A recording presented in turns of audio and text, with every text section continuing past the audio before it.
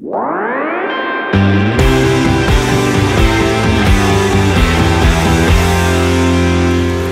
so it's Thursday night football. We have marinated butterfly boneless chicken thighs. And then we have barbecue wings to celebrate Thursday night football. This E-Series Blackstone, you can cook 2 different temperatures on each side. So we did our thighs first at 325. They're pretty well done. We need to keep them warm. So we took the temperature down to 285 and we put our wings on at 350. So the beauty is you can cook different temperatures on both sides.